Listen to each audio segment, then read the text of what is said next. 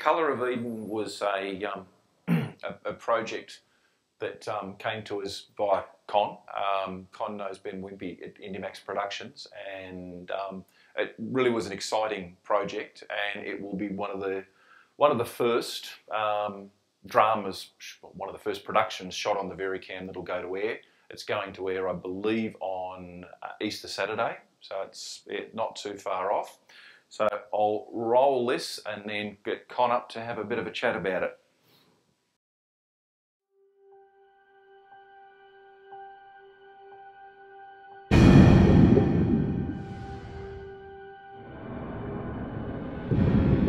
I am screaming inside.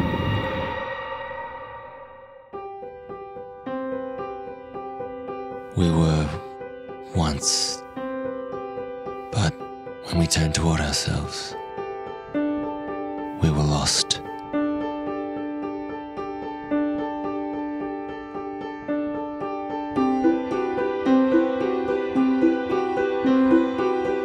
I have failed many times at being a man, but oh, the sweet taste of grace. You didn't mean to. You made a choice, Yvette. You made a choice. Matthew, forgive me. I don't know how to keep living. I learned something in the darkest of places. I am done. When all the lights had gone out, there was but one that remained. Come walk with me.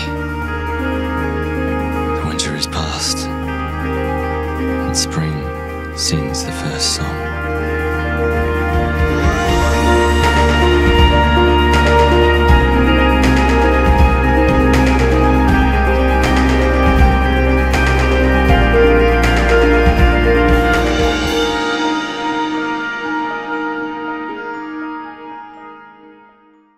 The Colour of Eden looks quite impressive on the 4K monitor, and I'd like to say thank you to Panasonic for, I don't think I've thanked you guys yet officially, for lending us the camera, letting us use it, and marvel at the beautiful images it allowed us to create. We're the ones who should be thanking you. So thank you on both sides. Pleasure. And thank you to my camera department who's here, Aldi and Haley. Thanks guys for supporting me and the production. I'm going to show you a few photos from the shoot, which will trigger discussion about the film. Just to give you a little bit of a background to how this came about.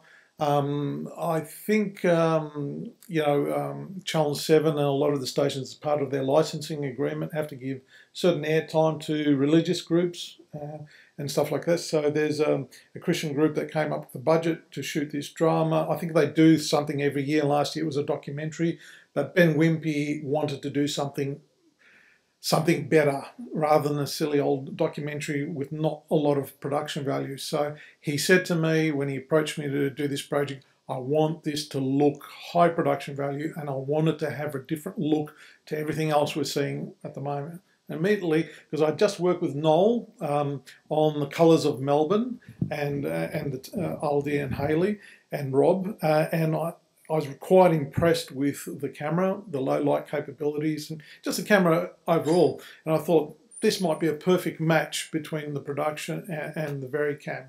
And all the stars seemed to align, and it all came together. And I'm glad it did, because, to be honest, with the schedule that we had, which was very ridiculous and tight, and they're laughing here because I know how ridiculous it was, I couldn't have done it without a camera that could shoot at 5000 ISO, where I could just walk into a room, art department just lit it, I said, let's flick it to 5000, let's just shoot it.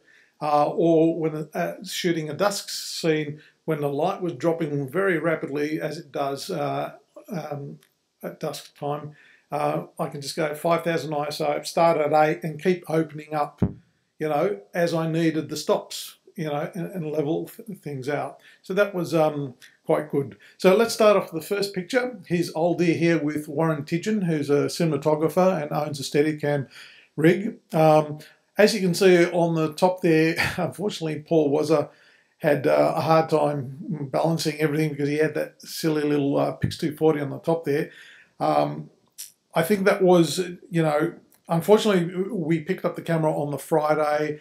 The shoot was on the Monday. We did 1 or 2, maybe 3 hours of camera prep.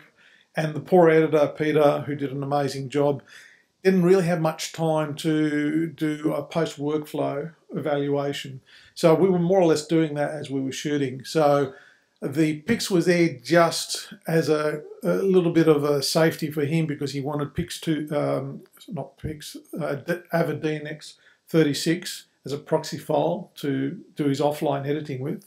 But after the first day, I think he worked out a workflow that worked through DaVinci, and we got rid of it. And I think Wazza was thankful for that. It took a little bit of the weight out. But, it didn't really need it because the camera actually records 3 recordings. It records your 4K in 444, whatever you want. It records 1080 on the sub-recorder and proxy files as well. One thing Ben Wimpy said on one of the previous productions he had was he specifically got a data wrangler just to be able to do daily so they can watch rushes on a daily basis and stuff like that. After the first day, he went to the data wrangler and said, so have you got anything for me to watch from yesterday or how's it going? He goes, oh no, it's still transcoding, it's still going, I'll let you know. He goes, well, what was the point of me getting you, all this? With this camera, let's go to the next slide as I'm talking. With this camera, it records the proxy files in the camera. So what the data wrangler was doing, he was uploading it. You could have uploaded it to an FTP site if you wanted to, but he was just uploading it to Ben's iPad. And a lot of the times that came in handy for continuity. We'd get the data wrangler on the radio. Can you bring the iPad down so we can check continuity on a few of the other shots from the other day on his iPad? So it was very handy. There's Warren doing a Steadicam shot. Here's another shot of him trimming the Steadicam. So this camera is a fully production camera. It worked on the Steadicam. Okay, it's a little heavy, but so is the Alexa. But, as far as going on the Steadicam, it worked a treat. We've got the 15.5 to 45 Canon zoom. We only used it for the first shot here, and the rest of the time we were on the Cabrio 19 to 90. Yeah. So here's another monitor we've got on here, and that is the Shogun. Unfortunately, at the moment, you can't get 4K into the Shogun without an adapter. And I did buy an adapter, and I did try the Blackmagic adapter, quad 4K into it to 6G SDI out. But unfortunately, at the moment, Atomos and Blackmagic have 2 different standards for 6G, so they don't talk to each other. I did try the quad 4K to HDMI, and that seemed to work because the HDMI standard seems to be the same. But I'm sure all those things will get ratified, and if you want to record to that eventually, you probably will be able to. But Aldi, you found it very useful just as an AC monitor. It's a very sharp, very good monitor, and I think you can zoom in and drag the picture where you want it to check on the eyes and so forth. Okay, so here's another shot of the Vericam on the jib. So Steadicam, jib, no problem. This is a serious production camera. It'll do anything any other drama production camera can do. At the moment, yes, look at all the weights on the back of the jib. It was a few weights, and I think that surprised Luke Skilbeck was the Jimmy Jib operator. We also put shot bags to supplement because he ran out of things. But I believe after watching the presentation on Wednesday that Rob and Taka was saying that they will have an adapter to split the camera from the head and put the recorder down the back, so that'll make it a much lighter front-end package for the jib operators. Moving right along, all I want to show you here is we were shooting in 3840 by 2160 4K, which is a 16 by 9 version of 4K because it's going for TV. That's what you shoot. If you're going for a cinema release, you shoot at 1496 by 2160, and this camera will do both. Some cameras will only give you the option of 3840. And believe me, in Sydney, when we saw it on a 4K projected Christie 4K projector, in DCP, it looked amazing. And we did shoot in 444, but for some reason we're in 422 here, maybe because we were doing some overcranking. I think in the overcranking we had to be in that mode. Here's the camera on the jib. This is that opening shot where the camera rises through the trees. It's a lovely shot. Jeff did some great shots. And here's a shot of the camera. I kept taking these sexy camera porn shots because I think the camera is very sexy. They're my Vocus handles, and what we were talking about before, Rob was talking about before, as a straight out of the box camera. This is the first camera straight out of the box I put on my shoulder, albeit with my handles. I put on my shoulder and go, wow, it's balanced. I don't have to do anything. There is a, Tucker, can you show how much of a range? There still is adjustment and quite a range of adjustment. And this is the shoulder pad that comes with the camera. It's not a third party. As you can see, there's quite a range of movement there to balance the camera depending on what size lens you have. Thanks, Tucker. But it's the first camera without needing third party, you know, like Vocus. On the F5, I remember I put an F5 on my shoulder, even with a Vocus rails and attachment shoulder mount, and it's still out there, still front heavy. You know? And fair enough, we had the IDX CW7 here and a big fat battery on the back, which helps. But yeah, it's a really well balanced camera for handheld work. So if you were wondering how good it is as a handheld camera, it is fantastic. Here's a side-on view, so you can see where the center of gravity is, and yeah, the receiver and the battery help at the back as well. There's Aldi and Haley, #1 camera department team. And they're SAE students, graduates of SAE, so they churn out good graduates there. So if you're looking for just a couple, just those two, I don't know about the rest. Okay. Now here's a scene, a low light. So this is one of the scenes I was talking about. How, you know, art department lit the room. We used the room for many different scenes. So we went from one dressing to another. We walked out. I walked back in after they dressed this scene. And I go, my goodness, this is. I love the ambience with the bedside lamps and the other lamp there. This is exactly what I would want to recreate if I was lighting it, but why should I have to? I mean, I'm looking at it, this is a great ambience. Plus, I also had Warren having to go around the bed freestyling. This was a bit of a freestyling scene. So I didn't want to put light through the window and have his shadow go across them. If you remember in the trailer, it was that scene with the baby where they kissed the baby on the forehead, all lit with 5000 ISO and oysters just with the bedside lamps. It looked great and it saved a lot of time. I said to the guys, flick it to 5000 and let's shoot it. And we were hiding in the closet here because we didn't want Warren to see us, but we wanted to see what he was shooting. And that's the Sandro. What's the model of that monitor that I've got?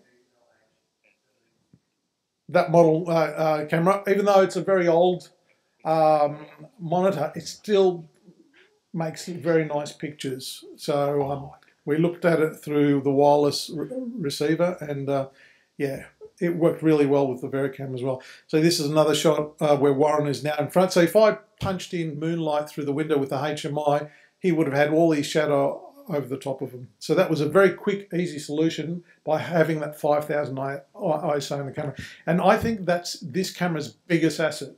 You know, the dual or triple recordings with the proxy, the 5000 ISO were real benefits, I think, to me as a cinematographer. Here's another scene where I have the moonlight, the HMI coming through, but I also had one of those small LED lights on the side. They're augmenting, giving a bit of modelling and shape to the mother and the baby as if as though it's coming from the lamp. So one thing my gaffer, Andrew Locke, said was a real revelation to him on this shoot was how, excuse me, he's going to have to invest in some good quality low light LEDs. He was really surprised how little light we needed at times. A lot of times I use these LEDs as just little back edges or fill lights, and he probably thinks, well, this is going to be the future. More and more of these cameras are going to have these sensitivities, and it was great. But that's not to say just because the camera is sensitive that, oh, we don't need a gaffer, we don't need to light. Of course we do. I still had a HMI out there giving me, moonlight, and, I still needed something just to augment stuff. You still need to put the lights in the right place. The camera might be sensitive, but if they're not in the right place, it's not going to give you the look that you want. As an artist, as a cinematographer, you're there to compose, to light, to move the camera. And you can't always rely the light will be in the right place for where the actors are standing. So you need a gaffer to give you that production value. As you can see here down the bottom where it says system, on the master recorder we're recording the 4K at 3840 by 2160.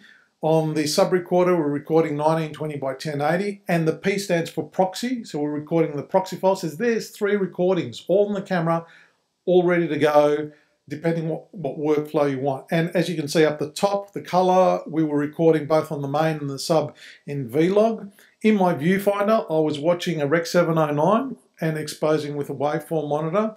The director also was watching a Rec 709. So yeah, that was our on-set sort of system or workflow. Here's another sexy shot of the camera. I think this is James Pullai's Steadicam rig coming up. Now, as you can see, we had a big fat battery. I think it was a 230 watt hour, 260. Ah, okay. So how long were we getting on?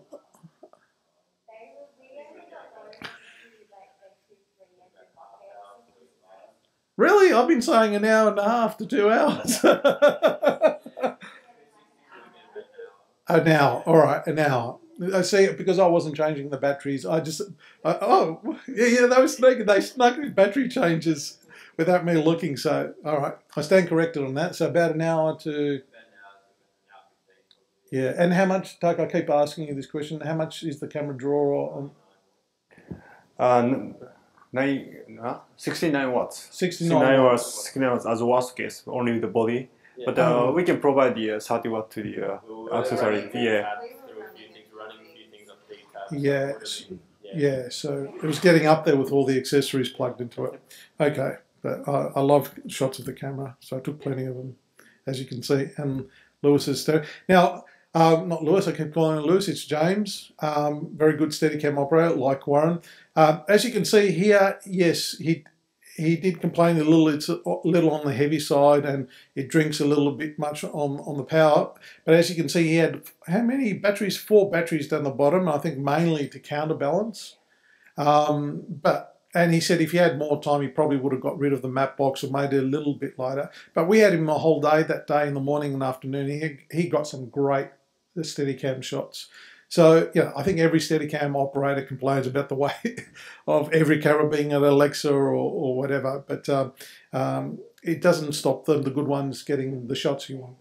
And he was on sand, so he was a bit disadvantaged there. But I believe under that sand, where is that place? Lilydale. I believe it's all concrete underneath there. It's a man-made beach and a man-made lake. This is our low mode. So instead of taking half an hour or whatever to reconfigure the camera and the Steadicam to mount it on the handle of the Steadicam, we just quickly said we don't have time. Let's just quickly just invert the Steadicam and flip the image in post later, much quicker. And I think there's been a request made by a few of us, including myself, Taka, to maybe include an invert mode in the camera. So if we want to play back a take, that we don't have to go like that and watch it, that it'll play back normally. The GH4 does it? I don't know. So I don't know. Do we need a flip and a flop? Yeah. Is it your request? Yeah, I think so. I think you need to invert it and then flop it as well. Didn't we do an invert on the mode and it flips? Yeah, I think the GH4 does actually. The viewfinder does. Oh yeah. Yeah, the GH4. You're not involved in the GH4? No. Okay. No. Okay. There we are, rushing off to the next setup. As we said, the schedule was quite crazy, but we managed to get through it somehow. But planning helped. But like I said, the 5000 ISO capability of the camera was a really big help, and you'll see why in a few of these other slides like this one. This was at dusk, and as you know with a lot of dusk scenes is, quickly guys, let's shoot, the light's perfect, quick, let's go. But inevitably something sets you back or slows you down, you know, wrangling all those people, the extras or set dressing or whatever, and all of a sudden you get that. Where's our sky? It's gone. But being at 5000 ISO, I still had a gaffer, so I got him to put a HMI in the trees. You can't see from that, but there was a HMI hitting the back of the trees. So with the tight shots, luckily we did all the wide shots earlier, and all that we had to do is do some pickups like holding hands and a 2-shot with the people. So we used the lit background out of focus of the trees, which are lit with a 1.2. But the beach is really lit with a couple of big LED lights. Not very big, powerful lights, but I think they were about this size, but they were LED. And yeah, look at the pictures. Okay, the camera I took this picture with might have exposed a little bit more for the monitor, but look, there's no sky, it's dark. But look at how much I can see. Now, if I didn't have this camera and we still had scenes like that to shoot, we had a handful of scenes to shoot, plus a jib shot, I would have said to Ben, who was also the first AD, sorry, there's no point shooting. It's not going to match. It's not going to, we have to come back. What do you mean, come back? We don't have time or the budget or the schedule to come back. So that got me out of a big hole, being able to go to 5000 and just keep opening up. Yeah. Okay. And there's that last jib shot which we had to do. And again, look at the sky. It's all dark. But we were looking down on the ground, so it didn't matter. We didn't have to look at the sky. And the 5000 just lit up the sand. I mean, we still lit it, but yeah, didn't need a big HMI. This is just to show that, yeah, we can fit the camera in tight spaces. It took the matte box off. That's a POV shot. Yep, worked quite well. This is our special effects shot with hoses for rain. But it worked, as you saw in the trailer. Yeah, very lovely seeing that. Wazza again with his Steadicam. There's Amy Dwight, the director, with Wazza rehearsing a shot. And, you know, this camera did not miss a beat, really, as far as, you know, Steadicam, jib, sticks. It worked as it should for a drama. Wouldn't you guys agree? Yeah. And as ACs, how'd you find the camera? Oh, yeah. Yeah. Yeah. A lot of time, yeah, they were on the other side. They didn't need to go over my shoulder to change settings. So that was a really big feature. So thank you for incorporating that, Taka. Camera department, photo opportunity. Another sexy photo. Yeah, that's it. On the Wally dolly. Yeah. And that was it. So thank you, Haley. Thank you, Aldi. Thank you, Rob, and everyone else who was involved, including IndieMax Productions, Ben and Amy, who allowed me to be involved in the production. Are there any questions? Don't forget to tune in Easter Saturday. That's it. All right. Thank you, Rob.